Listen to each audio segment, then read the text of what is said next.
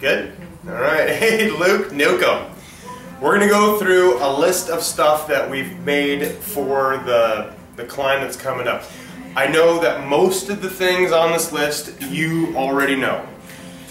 If you think it's boring and you already know the stuff, just be happy that you already know it. I'm making this so you have a good reference tool and you can come back to it if there's anything you forgot or as a helpful reminder. Okay, what's on the first? Clothing? Clothing, starting from the bottom. Underwear and socks, which you probably already know, no cotton. So think, polyester and things like that, like those Vasca underwear and wool socks. Bring a couple pair. Long johns, not cotton. You can wear your favorite t-shirt, but it's best that it's not cotton. Coming along, we have, as layers, we have, I don't know if this is like a neoprene kind of thing, but this isn't, it's like a windbreaker material, but it's also got a little bit of fleece action going on. Fleece is good. Have a fleece layer. This is a good shell, a rain jacket, or something similar. It's nice to layer. If you have one big thick jacket, typically you're either going to be too hot in it, or you're not going to be wearing it and it's better to layer up into things so you can move those things around. It sucks to have all those things laying around in the pack, but I wanted to wear the sweater too because it's also ridiculous. But this, you can go wool sweater as well, which is good.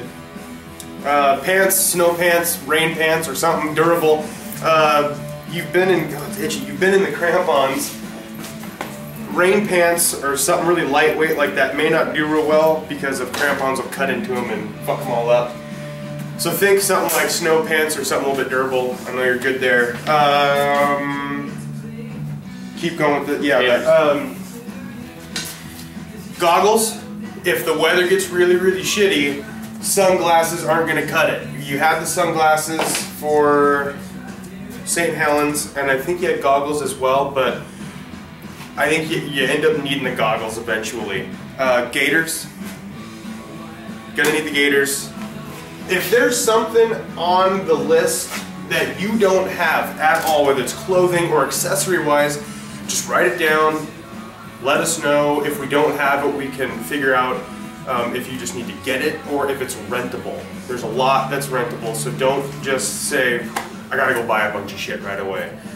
Gloves.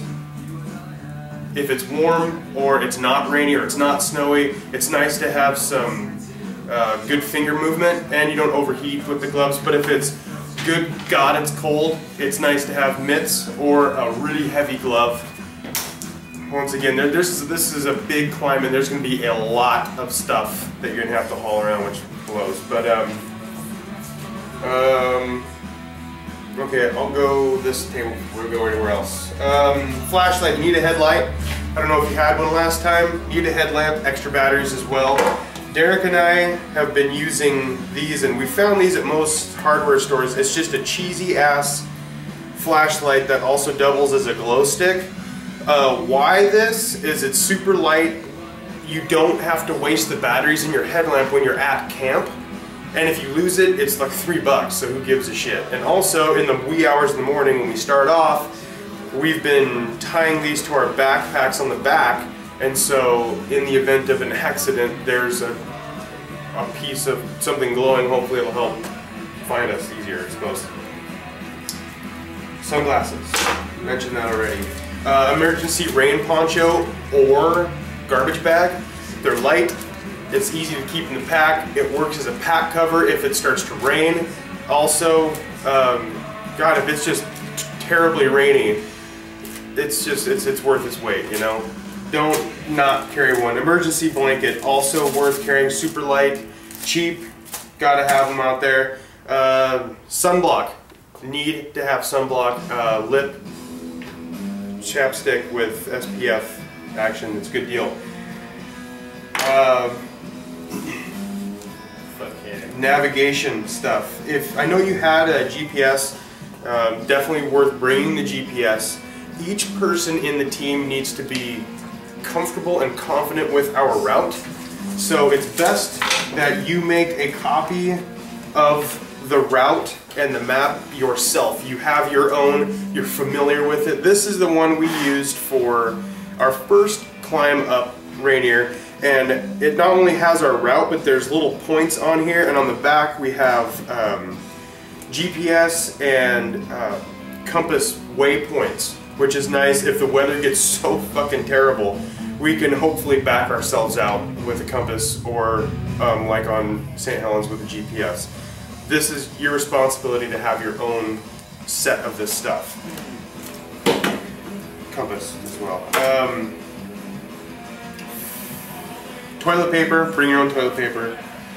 We have these blue bags, which you can get, we get these at the ranger station, and they want you to take a dump in these when you're on the mountain to pack your own crap out. At Camp Muir there is a toilet. I have never used one of these. The rules say you have to use these. I refuse. But you have to have one of these on your person. Like the rangers have asked us before, I believe they asked us, they stopped us and asked if they could see our blue bags. So. Did they still want to see them if they had shit in them? I probably. They might. I don't know. I don't know. I don't pick up my dog shit, and I do not plan on trying to aim into a blue bag on the mountain. I'm just not going to do it. It doesn't work. Water and water bottles. Bring what you like. You need to have at the very least 2 liters of storage for water. Whether that's a camel pack or it's water bottles, your choice. I like to go the plastic water bottles, maybe as well as the Camelback. You can put duct tape around the water bottle, which we tend to do. Duct tape works really well as a good stitch for, I cut my pants open, I cut my jacket open, my gloves are ripped. And with the duct tape wrapped around here, like a roll of duct tape, we can patch it and keep going. Something to think about. First aid kit. I have a first aid kit that will keep our team okay. If you want to bring your own, please bring your own. So far as first aid is concerned, the biggest thing you have to deal with is foot care. Make sure there's no blisters, hot spots. Bring your own tape for your feet, or bring whatever you think you might need for that. I have stuff in the first aid kit for broken bone, which is these little dudes. We take this here syringe and we cram that juice into the limb that has the broken bone, and it's just a painkiller. Also, we have lidocaine, which will help pain for like a massive gash or something. Someone's bleeding out real bad. We got a bunch of iodine and stuff like that to keep stuff clean. And we have quick clot and bandages in here for lots of bleeding. Camp stuff. We have to have, you gotta have your own sleeping bag, of course. You're not sharing with me. Stay so warm. Stay so warm. Sleeping bag. Think at least freezing or better. 32-degree bag or better. Things you can do to make your bag better is one, Derek and I are big fans of this. It's super cheap. Silk liner. It's gone. Silk liner. One of the reasons I like them is not only is it a little bit warmer, also if that's the closest thing to your skin after a day of climbing, we smell like bum dick. It's a lot harder to clean your sleeping bag. With the silk liner, you just take the silk liner out and wash it, bum dick smell gone. Next in line is, if you want, this is optional, there's a bivy sack. Bivy sack, yeah. Bivy sack is just kind of like a shell that goes on the outside of your sleeping bag, and typically they're waterproof. These can be spendy. Why would you want this? We're inside a tent. This just helps, you know, it's not really insulating, but it does help keep you a little bit warmer. Less air travel, I suppose. And a sleeping pad. Sleeping pad, I would say not to get inflatable, but if you want inflatable, it's fine. Also, I mean, it's just kind of up to your discretion there. We typically use this closed cell foam. They're big, they're bulky, but the greatest thing is they're really light and they work really, really well. What's next? Climbing tools. Climbing tools. Helmet, gotta have a helmet. You don't have to buy or rent necessarily a mountaineering helmet. You can use a bicycle helmet if you want. That's what we've done for all of our climbs so far. Now we have really fancy, cool snowboard helmets that are all lined and insulated, and they look way cooler. Your call. Gotta have a helmet though. One of the big risks on Rainier, for us specifically, and our route is rock fall. There's tons of risks on the mountain, we know that already, but people get hit by rocks often on Rainier. I think that's one of the bigger injuries that they have up there. Rock fall. Helmet or no helmet, it's definitely keep your brain intact. Boots, you had boots last time, I remember that, I saw them on your feet. You can rent mountaineering boots. You can buy mountaineering boots. Derek and Trav and I believe, have the same boot, and it's a leather soft shell, or a soft, not soft shell, but it's not like this rigid Frankenstein boot that's all plastic. I've never had a problem with cold in these. They're a little bit more durable, so not durable, flexible. So I feel a little bit more agile in them than the hard plastic Frankenstein boot. If you want to, you know, use what you have, buy something new or rent, you just have to look into that yourself. Gotta have the boots that are for the snow and water. Gotta think we're gonna be getting wet here for sure. Crampons. If you buy, there's various brands out there. I have Black Diamond ones, Derek has Gravel ones, Trav has Camp. This, just like we talked about your ice axe, it's just your call on what you want, and I believe these are rentable. But I don't think we have anything extra.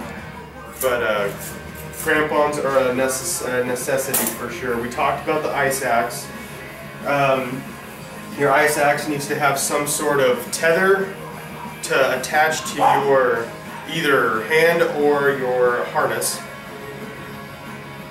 I'm sure we have enough equipment that we can make your tether. So, picket. Derek and I each have a picket. You do not need a picket. Of course, if you want a picket, get a picket. Why a picket? This is a snow anchor. We'll talk about using it later. Harness. Any climbing harness will work.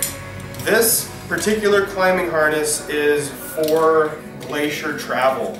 And the way that you can tell is because there's no padding on it around the legs or around the waist. It's just thin webbing material. It's so there's less bulk. If there's a lot of padding between your legs, there's just a lot more rubbing and a lot more shit getting in the way. I'm not sure if these are rentable. I can't remember if they are or not. I doubt they would rent them. Yeah, I don't. Because it's kind of a liability you're supposed to get a new one if you fall in yours just once. Right, which. But these aren't that expensive. I think this is Black Diamond as well. A lot of my things happen to be Black Diamond. I don't think these are more than 35 bucks. Something like that. REI. I think we can start talking about the stuff on it now, or do you want to do anything else? Yeah. Okay. Stuff on your harness that you have to have. You have to have a locking carabiner. You can use a screw type lock, or this is typically what I think what the rest of us use. I don't know what you want to call that, like cam lock maybe? I don't know, but can you see that? Instead of the carabiners that latch close and then you screw this to lock it in place, you need to have at least one locking carabiner. That's what we secure all the junk in the front with. Your rope tying in and stuff, you use the locking carabiner for that. Past that, we need, what did we decide? You need one pulley, one pulley. Here's a small pulley. Why do you need a pulley?